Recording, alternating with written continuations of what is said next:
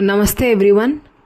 जैसे हमने first week of June में न्यूज़ देखी थी कि 5 सुप्रीम कोर्ट जजेस को अपॉइंट किया है, तो अब उनकी जो वर्किंग स्ट्रेंथ हो गई है सुप्रीम कोर्ट की वो 37 जजेस हो चुकी है, इंक्रीज़ हो गई है। तो अब हम इस वीडियो में सिर्फ ये न्यूज़ नहीं डिस्कस करेंगे, इनफैक्ट पूरा जुडिशरी सिस्टम को डिस्कस करेंगे कि कोलिजियम सिस्टम क्या होता है, अपॉइंटमेंट्स कैसे होती हैं। तो आप वीडियो को एंड तक ज़रूर देखिएगा।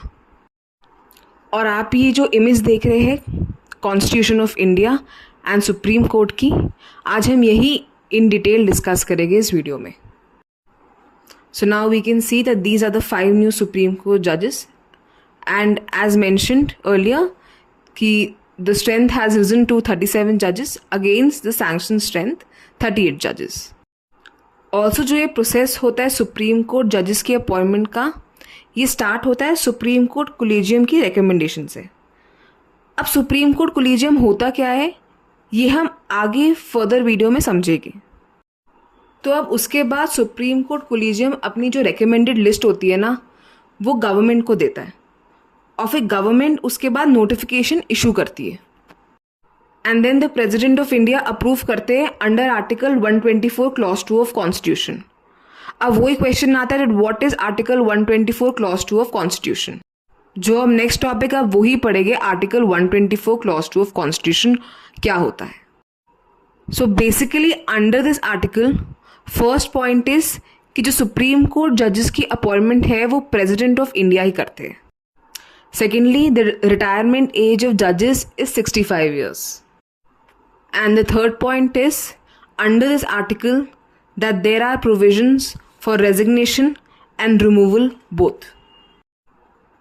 और ये आपके पास जो सामने इमेज आप देख सकते हैं, ये इन डिटेल एक्सप्लेनेशन है आर्टिकल 124 क्लॉज 2 की।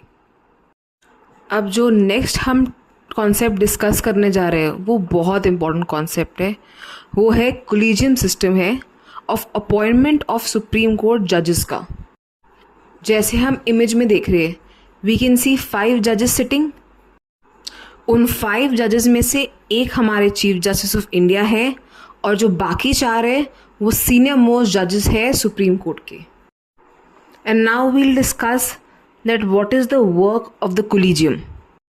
सो बेसिकली ये कोलिजियम रेकमेंड करते हैं सुप्रीम कोर्ट के जजेस for the appointment in the supreme court and then वही रिकमेंडेशन फिर सेंट्रल गवर्नमेंट के पास जाती है एंड मेजॉरिटी ऑफ टाइम्स ये जो रिकमेंडेशन होती है सुप्रीम कोर्ट कोलिजियम की, ये सेंट्रल गवर्नमेंट एक्सेप्ट कर लेती है।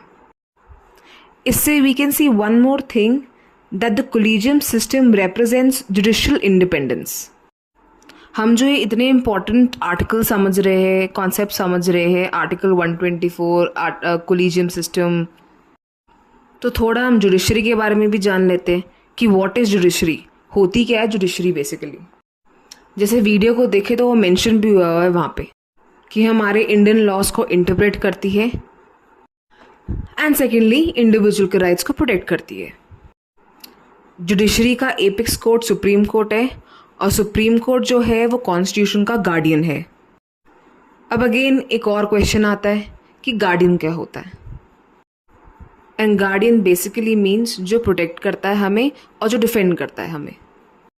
सो in an easy manner supreme court fundamental rights को प्रोटेक्ट करता है, वो सारे फंडामेंटल राइट्स जो हमारे पार्ट 3 ऑफ द कॉन्स्टिट्यूशन में प्रेजेंट है। और जो सेंट्रल गवर्नमेंट और स्टेट गवर्नमेंट की प्रॉब्लम्स होती है, डिस्प्यूट्स होते हैं, उनको भी वो सॉल्व करता है। एंड जो पब्लिक इंटरेस्ट लिटिगेशन भी जो होती है, इन शॉर्ट जिसको हम PIL भी बोलते हैं, which is filed by the common man, उनको भी वो सुनता है। अब हम जो नेक्स्ट टॉपिक डिस्कस करेंगे कि जो सुप्रीम कोर्ट के जजेस की अपॉइंटमेंट है वो इतनी इम्पॉर्टेंट क्यों है। And the primarily reason is the number of pending cases.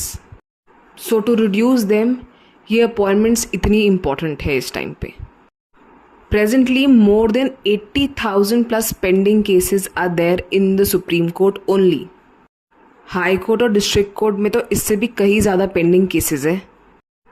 So let's hope in future years ये पेंडिंग केसेस रिड्यूस हो और हमारा जस्टिस सिस्टम और स्ट्रॉन्ग बने एंड फाइनली जितनी स्ट्रॉन्ग हमारी इंडियन जुडिशरी सिस्टम होगी उतनी ही स्ट्रॉन्ग हमारी इंडियन डेमोक्रेसी भी होगी।